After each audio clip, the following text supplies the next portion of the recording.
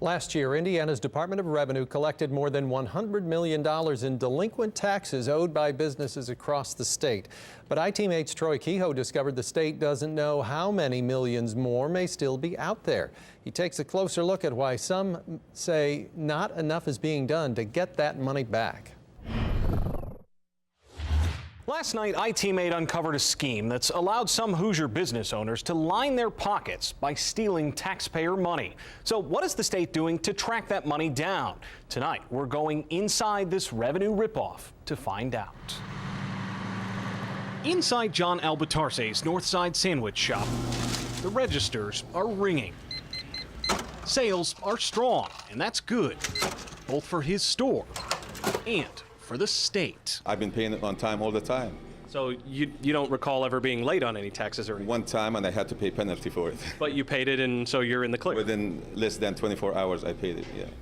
So imagine Albatarse's surprise when we showed up with this, his store's name and address on a long list of retail merchant certificates revoked by the state. Without that license, a store can't legally sell anything. That means this store should have gotten a visit from a sheriff's deputy carrying one of these, saying the store had to be shut down. But that never happened here.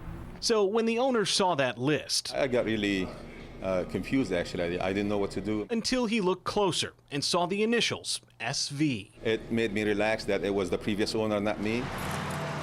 Records show this shop changed hands 6 years ago when it owed nearly $30,000 in back taxes. But the Department of Revenue says that debt isn't Albatarse's responsibility. That money is attached to the owner, not to the store. The old owner is listed as a responsible officer for that organization, and that never goes away.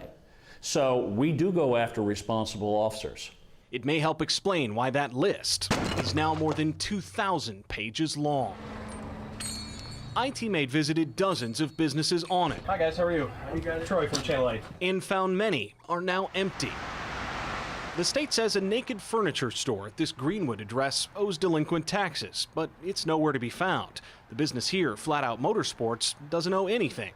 Neither does this Men's Warehouse just up the street, but the state's list shows a Nevada Bob's Golf with the same address. It does owe taxes. They're obligated for that debt. Department of Revenue spokesman Bob Dittmer says collections agencies and sheriff's deputies aggressively pursue old owners who owe back taxes. But because the list doesn't accurately reflect when a business might have closed, the state says it has no idea how much it's actually owed.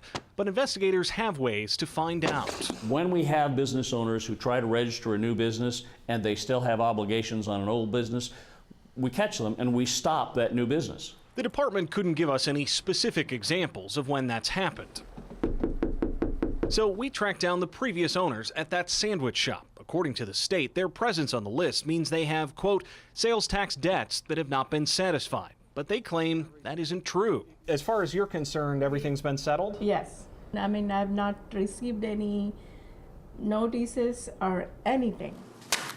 Tax records uncovered by IT-Mate show the company did face 14 different tax warrants, but they're all paid off. So why is the company still on the list? They didn't close the loop and tell us they were closed. The state calls it a rare case, but IT-Mate found it may signal a larger problem. The state's collection division employs more than 80 people, but they're behind desks.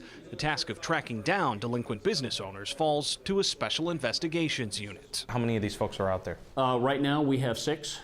Do you think we need to allocate more there? Well, I think clearly that needs to be a discussion when we adopt our budget next year.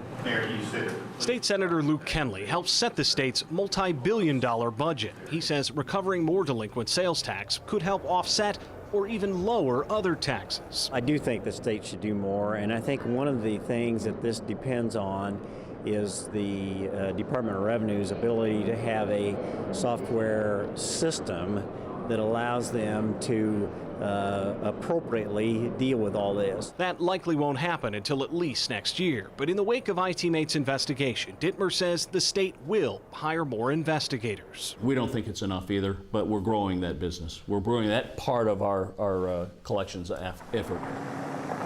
The hope now that an end to revenue ripoffs is finally in sight. To accomplish that, Senator Kenley wants to crack down on business owners who have left the state without paying their debts. Additional investigators, he says, could help track them down. And the money they bring in could even help pay for the additional positions. You can check the list of businesses who are listed by the state as delinquent on their sales taxes for yourself at wishtv.com. Just click on the Revenue Ripoff story. Troy Kehoe, 24 Hour News 8.